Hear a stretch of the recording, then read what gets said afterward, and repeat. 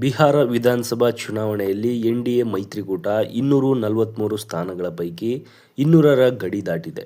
BJP ಇದೇ ಮೊದಲ ಬಾರಿಗೆ ಈ ರಾಜ್ಯದಲ್ಲಿ ಇತರೆ ಪಕ್ಷಗಳಿಗಿಂತ ಹೆಚ್ಚು ಸೀಟನ್ನು ಜಯಿಸಿದೆ.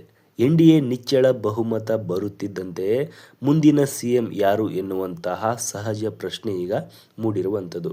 ಬರೋಬ್ಬರಿ 9 ಬಾರಿ ಮುಖ್ಯಮಂತ್ರಿಯಾಗಿರುವಂತಹ ನಿತೀಶ್ ಕುಮಾರ್ ಅವರೇ ಸಿಎಂ ಆಗಿ ಮುಂದುವರಿಯುತ್ತಾರಾ ಅಥವಾ ಬೇರೆ ಯಾರಾದರೂ ಮುಂದುವರಿತಾರೆ ಅನ್ನುವಂಥ ಪ್ರಶ್ನೆ ಕೂಡ ಇಲ್ಲಿ ಮೂಡಿರುವಂಥದ್ದು. ಆದರೆ ಬಿಜೆಪಿ ಅತಿ ಹೆಚ್ಚು ಸ್ಥಾನ ಪಡೆದ ಹಿನ್ನೆಲೆಯಲ್ಲಿ ಕೇಸರಿ ಪಾಳೆಯದಿಂದಲೇ ಒಬ್ಬರು ಸಿಎಂ ಆಗಬಹುದು ಎನ್ನುವಂಥ ಲೆಕ್ಕಾಚಾರ ಕೂಡ ಇಲ್ಲಿ ಶುರುವಾಗಿರುವಂಥದ್ದು. ಮಹಾರಾಷ್ಟ್ರದಲ್ಲಿಯೂ ಇಂಥದ್ದೇ ಪರಿಸ್ಥಿತಿ ಇತ್ತು. ಶಿವಸೇನೆ ಮತ್ತು ಬಿಜೆಪಿ ಮೈತ್ರಿಕೂಟದ ಹಿಂದಿನ ಸರ್ಕಾರದಲ್ಲಿ ಶಿವಸೇನೆ ಹೆಚ್ಚು ಸ್ಥಾನ ಗಳಿಸಿತು. ಏಕನಾಥ್ ಶಿಂದೆ ಸಿಎಂ ಆದರೂ 2024ರಲ್ಲಿ ನಡೆದಂತಹ ಚುನಾವಣೆಯಲ್ಲಿ ಶಿವಸೇನೆಗಿಂತ ಬಿಜೆಪಿ ಹೆಚ್ಚು ಸ್ಥಾನ ಗಳಿಸಿತು. ಶಿಂದೆಯವರೇ ಸಿಎಂ ಆಗಿ ಮುಂದುವರಿಯಬಹುದು ಎಂದು ಎಲ್ಲರೂ ಹೇಳುತ್ತಿದ್ದಂತೆಯೇ ಆದರೆ ಬಿಜೆಪಿ ದೇವೇಂದ್ರ ಫಡ್ನವೀಸ್ ಅವರನ್ನು ಸಿಎಂ ಆಗಿ ನೇಮಕ ಮಾಡಿತು. ಅಂತಹದ್ದೇ ತಂತ್ರವನ್ನು ಬಿಹಾರದಲ್ಲೂ ಕೂಡ ಬಿಜೆಪಿ ಮಾಡುತ್ತಾ ಎನ್ನುವಂತಹ ಸ್ಪಷ್ಟತೆ ಈಗ ಸದ್ಯಕ್ಕೆ ಇಲ್ಲ. ಆದರೆ ಬಿಹಾರದಲ್ಲಿ ಬಿಜೆಪಿಯವರೇ ಸಿಎಂ ಆಗುವುದಾದರೆ ಹಿಂದಿನ ಸರ್ಕಾರದಲ್ಲಿ ಡಿಸಿಎಂ ಆಗಿದ್ದ ಸಾಮ್ರಾಟ್ ಚೌಧರಿ ಹೆಸರು ಕೂಡ ಮುಂಚೂಣಿಯಲ್ಲಿ ಬರುತ್ತದೆ.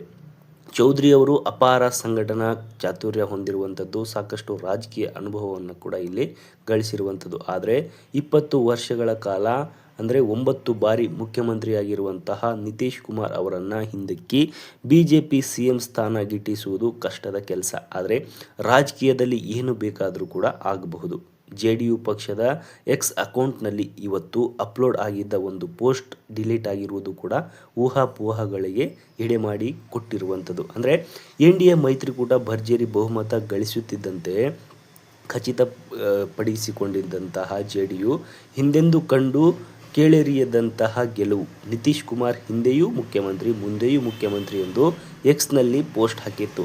ಅದಾದ ಕೆಲ ನಿಮಿಷಗಳಲ್ಲೇ ಪೋಸ್ಟ್ ಡಿಲೀಟ್ ಆಗಿತ್ತು. ಹೀಗಾಗಿ ನಿತೀಶ್ ಕುಮಾರ್ ಅವರು ಸಿಎಂ ಆಗಿ ಮುಂದುವರಿಯಬಹುದೇ ಅಥವಾ ಬಿಜೆಪಿ ಅಗ್ರಮಾನ್ಯ ಪಕ್ಷವಾದ್ದರಿಂದ ಸಿಎಂ ಸ್ಥಾನ ಕೂಡ ಆ ಪಕ್ಷಕ್ಕೆ ಹೋಗಬಹುದು ಎನ್ನುವಂತಹ ವದಂತಿ ಹಬ್ಬುತ್ತಿದೆ. ಬಹಳ ಅನಿರೀಕ್ಷಿತ ನಿರ್ಧಾರಗಳನ್ನು ತೆಗೆದುಕೊಳ್ಳಲು ಖ್ಯಾತರಾಗಿರುವಂತಹ ನಿತೀಶ್ ಕುಮಾರ್ ಅವರನ್ನು ಸಿಎಂ ಸ್ಥಾನಕ್ಕಾಗಿ ಎದುರು ಹಾಕಿಕೊಳ್ಳುವುದು ಬಿಜೆಪಿಗೆ ಸಾಧ್ಯವಾಗುತ್ತಾ? ಈ ಥರ ಏನಾದರೂ ನಡೆದರೆ ಪ್ರಧಾನಮಂತ್ರಿ ಕುರ್ಚಿ ಸ್ಥಾನಕ್ಕೂ ಕೂಡ ಇಲ್ಲಿ ಕಂಟಕ ತರಬಹುದು. ಯಾಕಂತಂದರೆ ನಿತೀಶ್ ಕುಮಾರ್ ಅಷ್ಟೊಂದು ಅನುಭವ ಇರುವಂತಹ ಅಂದರೆ